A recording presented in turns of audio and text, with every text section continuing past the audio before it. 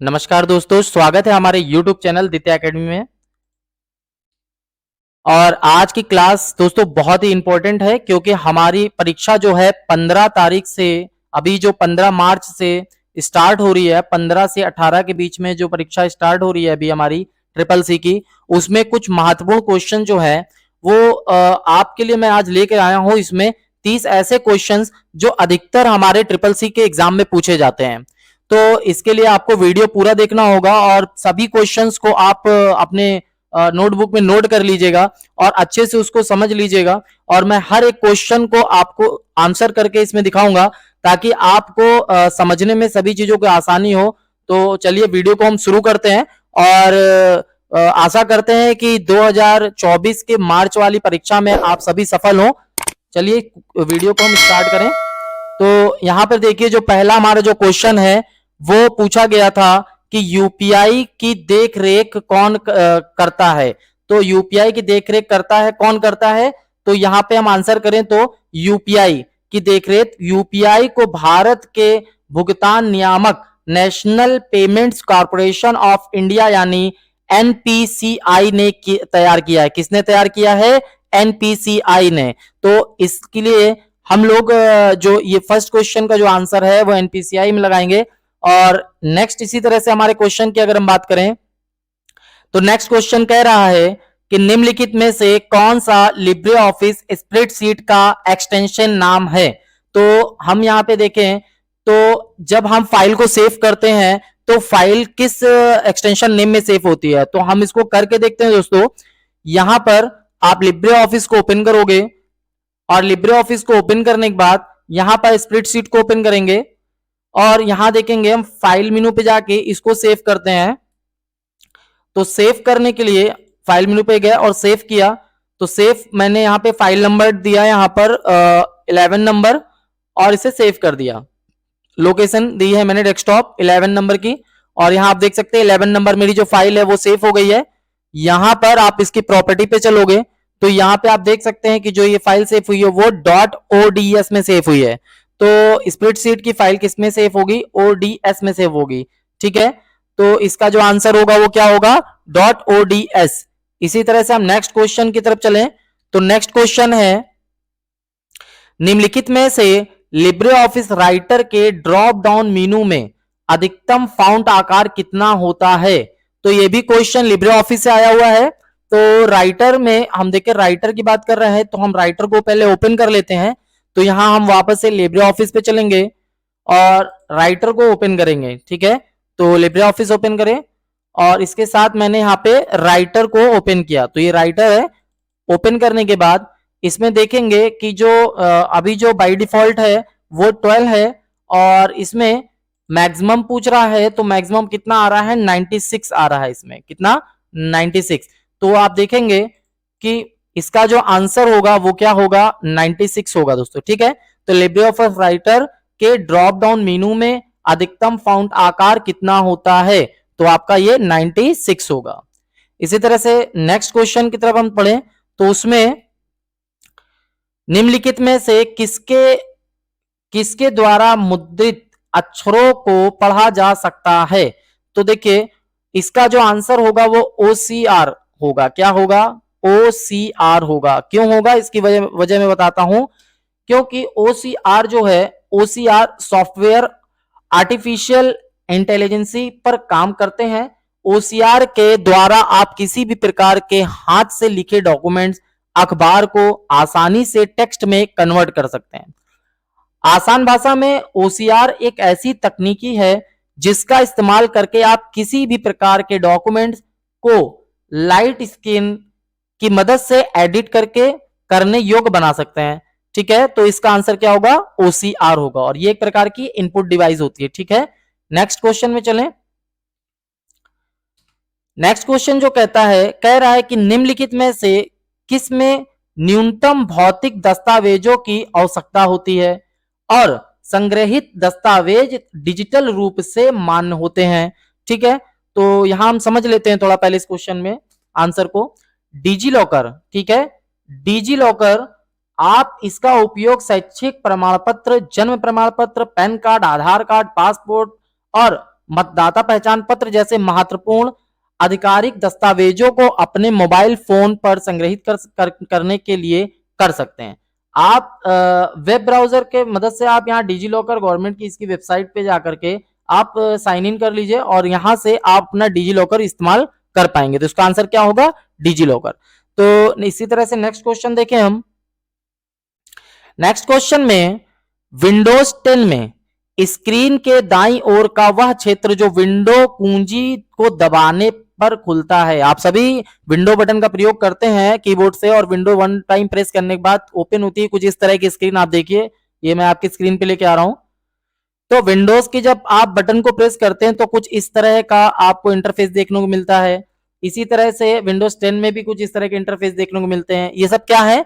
Windows 10 की टाइले window 8 की तुलना में बेहतर प्राप्त हुए हैं। जी हाँ, बिल्कुल। 10 जो स्टार्ट मेनू में विंडोज टाइल्स नामक अवधारणा का उपयोग करके चीजों को लॉन्च करने और व्यवस्थित करने का एक अलग तरीका शामिल है। तो इसमें इसका आंसर क्या होगा? यहां पर देखिए, ठीक है। तो ये आंसर होगा आंसर नंबर बी। ठीक, तो आपका जो इंटरफेस अगर इस तरह का आता है और इसको क्या बोलते हैं? टाइल्स। ठीक है, तो आगे चलेंगे नेक्स्ट क्वेश्चन की तरफ। नेक्स्ट क्वेश्चन, निम्नलिखित में से कौन सा पार्ट 21 का उपयोग करता है? ठीक है, तो ये भी क्वेश्चन 21 का उपयोग क्या करता है? तो इसमें हम इस क्वेश्चन के आंसर को कुछ ऐसे सॉल्व करते हैं। देखिए, एफटीपी क्लाइंट, एफटीपी और क्लाइंट, एफटीपी सर्वर और एफटीपी क्लाइंट। ठीक है, तो क्या है कि पार्ट नंबर्स 21, कितना? 21 और 20 are used for FTP. Port 21 उपयोग जो है दो कंप्यूटरों या होस्ट के बीच कनेक्शन स्थापित करने के लिए किया जाता है। तो किस में किया जाता है? एफटीपी। ठीक है, तो इसका आंसर होगा सी, एफटीपी। ठीक है, इसी तरह से हम नेक्स्ट क्वेश्चन पे चलते हैं। नेक्स्ट क्वेश्चन, निम्नलिखित में से लिब्रे ऑफिस में मैक्रो कमांड कहां मौजूद होता है? चलिए देखिए, फिर से एक बार लिब्रे ऑफिस के बारे में पूछ लिया है और लिब्रे ऑफिस में मैक्रो कमांड कहां होता है। तो चलिए हम इसमें राइटर या कैल्क को ओपन कर लेते हैं और यहां से पता करते हैं कि कहां है ये ऑप्शन। तो मान लीजिए लिब्रे ऑफिस के इस वाले ऑप्शन में आए तो यहाँ देखिए, यहाँ पे टूल्स का एक ऑप्शन दिख रहा है आपको, टूल्स मीनू। और टूल्स मीनू पे आप जाके यहां से देखिए, यहाँ पे आपको माइक्रो का ऑप्शन देखने को मिल जाएगा। तो इसका आंसर क्या होगा दोस्तों? टूल्स होगा। तो यहाँ पे हम चलेंगे, ये ऑप्शन में है इसलिए यहाँ पे देखिए इसका जो आंसर होगा वो क्या होगा? टूल्स होगा। ठीक, इसी तरह से हम नेक्स्ट क्वेश्चन सॉल्व करते हैं। तो ये समझ भी लेते हैं थोड़ा सा। माइक्रो कमांड और निर्देशों की एक श्रृंखला है जिन्हें आप किसी कार्य को स्वचालित रूप से पूरा करने के लिए एकल कमांड के रूप में एक साथ ले आते हैं। ठीक है, नेक्स्ट क्वेश्चन है, निम्नलिखित में से सर्वर डाउन होने पर ईमेल अस्थायी रूप से कहां सहेजा जाता है? तो भाई इसको जो है आउटबॉक्स में सहेजा जाता है। कहां दोस्तों इसको सहेजेंगे? आउटबॉक्स में। नेक्स्ट क्वेश्चन, इसमें निम्नलिखित में से कौन सी पीढ़ी में एआई का प्रयोग किया गया है? तो आप सभी जानते हैं इस समय एआई बहुत ज्यादा चल रहा है। तो एआई जो है वो किसमें है? चलिए थोड़ा सा पहले इसको हम समझ लेते हैं। एआई देखो, first generation, second generation and third generation and fourth generation. ठीक है, और फिफ्थ जनरेशन हमारी ये है। ठीक है, तो इसके बारे में थोड़ा और समझते हैं। यहां देखिए, आर्टिफिशियल इंटेलिजेंस क्या है? एआई यानी आर्टिफिशियल इंटेलिजेंस एक ऐसा मशीन जो बुद्धिमान हो, खुद से डेटा का एनालिसिस कर सके, बात कर सके, भाषा बोल सके और समझ सके, मुश्किल सवालों के जवाब तलाश कर सके। ठीक है, दिए गए काम को अंजाम दे सके। ठीक है, तो हमारी जो फिफ्थ जनरेशन कौन सी है? इसमें एआई की कौन सी जनरेशन है? ये होगी हमारी कौन सी? Fifth generation. ठीक है, नेक्स्ट क्वेश्चन में चले हम। नेक्स्ट क्वेश्चन, निम्नलिखित में से हॉटमेल किससे संबंधित है? चलिए तो इसको भी थोड़ा सा समझ लें। देखिए, हॉटमेल जो है वो माइक्रोसॉफ्ट का है। किसका है? माइक्रोसॉफ्ट। हॉटमेल माइक्रोसॉफ्ट द्वारा एक निःशुल्क वेब आधारित ईमेल सेवा है। ठीक है, तो क्या होगा इसका आंसर?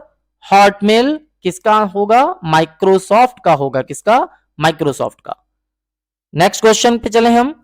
तो नेक्स्ट क्वेश्चन है, निम्नलिखित में से कौन सी शॉर्टकट कुंजी का उपयोग IMEI नंबर चेक करने के लिए किया जाता है? तो आपने मोबाइल फोन में अगर *#06 प्रेस करेंगे, ठीक है, 06 प्रेस करेंगे तो आपको आपका IMEI नंबर देखने को मिलेगा आपके मोबाइल फोन का। ठीक है। नेक्स्ट क्वेश्चन, निम्नलिखित में से बिटकॉइन किस प्रकार की मुद्रा है? ठीक है, तो इसको भी हम थोड़ा सा पहले समझ लेते हैं, ये बिटकॉइन क्या है। तो बिटकॉइन बिटकॉइन एक वर्चुअल यानी आभासी मुद्रा है।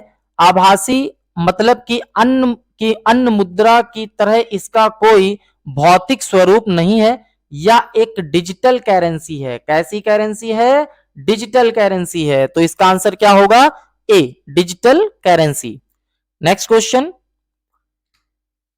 निम्नलिखित में से लिब्रे ऑफिस राइटर में रूलर को किस शॉर्टकट कुंजी से छुपा सकते हैं? तो हम रूलर को Ctrl+Shift+R बटन से हाइड कर सकते हैं। ठीक है, चलिए हम इसको देख लेते हैं, रूलर को हम किस तरह से हटा सकते हैं या हाइड कर सकते हैं। तो आप यहाँ पे लिब्रे ऑफिस ओपन करेंगे, ये जो आप यहाँ पर देख रहे हैं इसको ही हम कहते हैं रूलर। ठीक है, ये हमारा रूलर है, और रूलर को हम हाइड करने के लिए अपने कीबोर्ड से कंट्रोल शिफ्ट और R बटन प्रेस करेंगे। देखिए जो आपका रूलर है वो यहां से हाइड हो जाएगा। ठीक है, और वापस से Ctrl+Shift+R प्रेस करेंगे तो वो वापस से वहां आ जाएगा।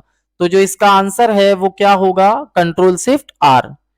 नेक्स्ट क्वेश्चन की तरफ चले हम। निम्नलिखित में से SEO का फुल फॉर्म क्या होता है? भाई देखो यहां पर भी एक क्वेश्चन है, क्या होती है? तो इसमें हम थोड़ा सा समझ लें पहले इस क्वेश्चन को। देखिए, सर्च इंजन ऑप्टिमाइजेशन लगातार की जाने वाली वो प्रक्रिया है जो किसी वेबसाइट की ऑर्गेनिक रैंकिंग को इंप्रूव करने में मदद करती है। आसान भाषा में कहें तो गूगल, यूट्यूब, बीइंग में आपके चैनल या साइट की रैंकिंग को इंप्रूव करने के लिए जो किया जाता है वो सब सर्च इंजन ऑप्टिमाइजेशन का ही हिस्सा है। तो इसका आंसर क्या होगा? Search engine optimisation. ठीक है, ऑप्टिमाइजेशन, तो इसका फर्स्ट आंसर होगा। ठीक है, ए वाला। इसी तरह से हम नेक्स्ट क्वेश्चन की तरफ बढ़ें।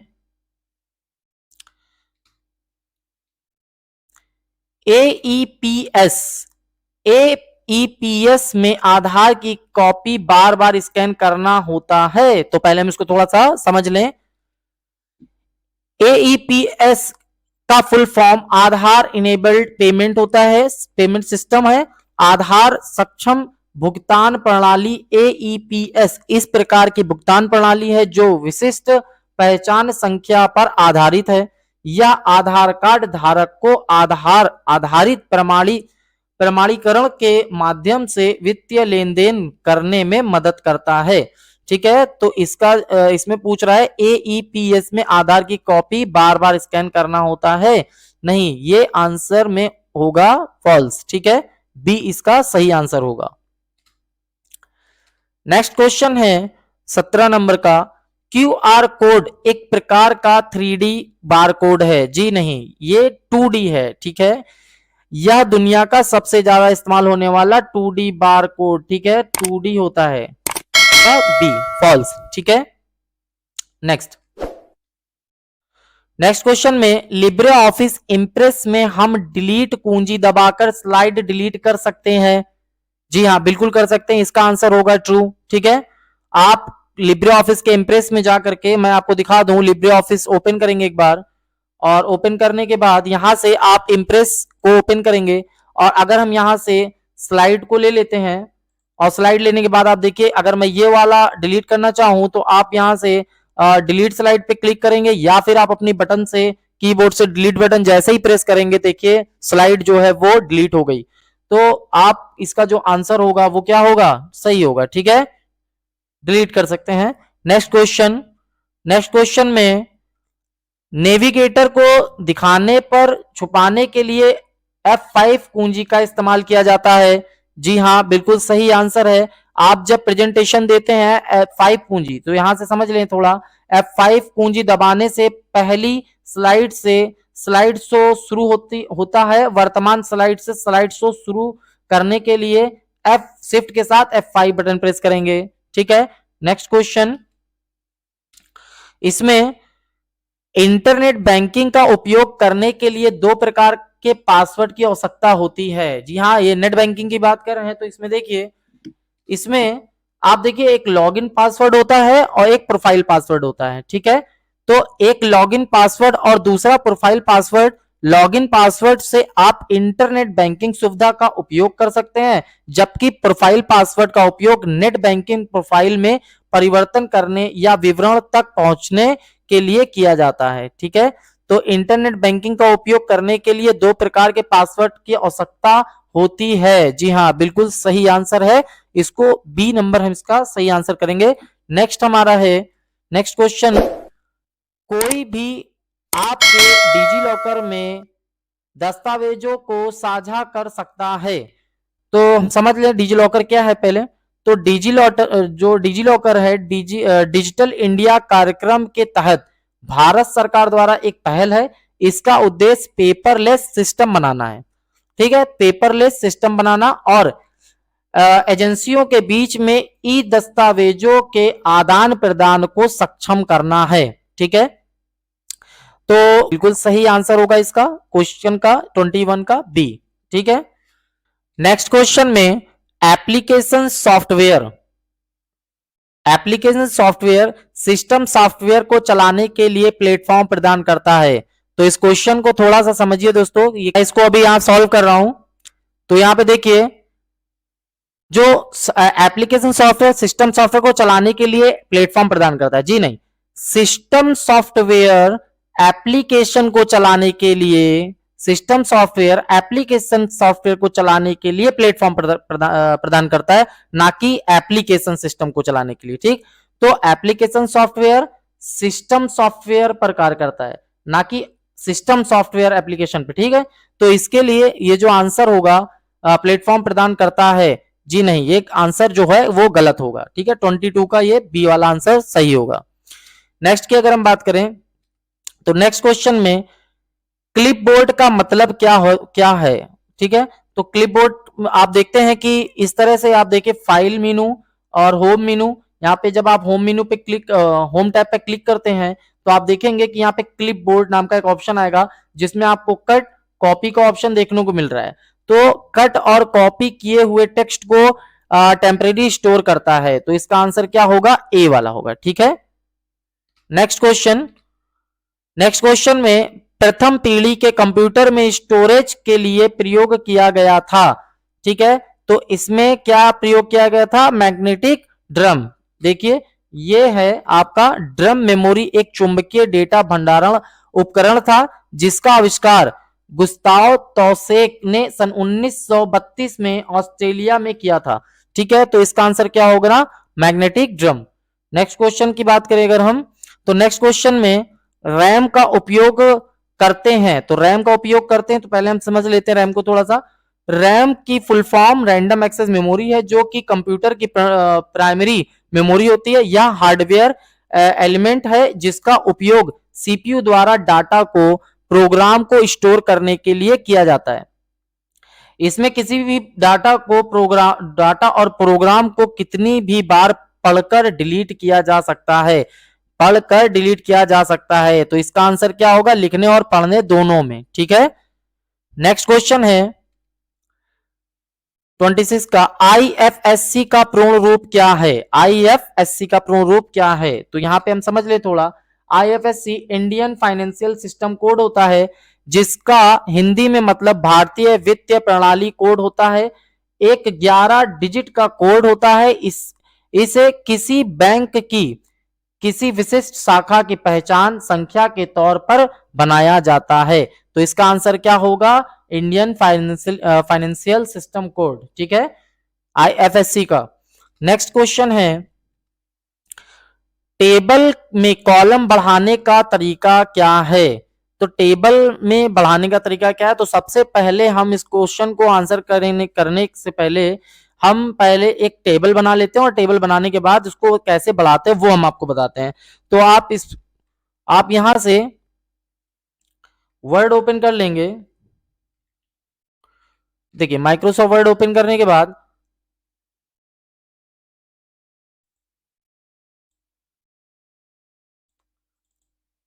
यहां इंसर्ट वाली टैब पे चलेंगे और इंसर्ट टैब पे यहाँ टेबल ऑप्शन है, हम यहां से टेबल ले लेते हैं। अब देखिए उन्होंने कहा था कि कॉलम को कैसे बढ़ा सकते हैं, तो भाई और आंसर भी हम यहाँ पे देख लें। यहाँ पे आंसर जब माउस से पकड़कर ड्रैग करते हैं या alt plus shift plus arrow का यूज करते हैं या ये दोनों का यूज कर सकते हैं, बोथ या फिर कोई नहीं।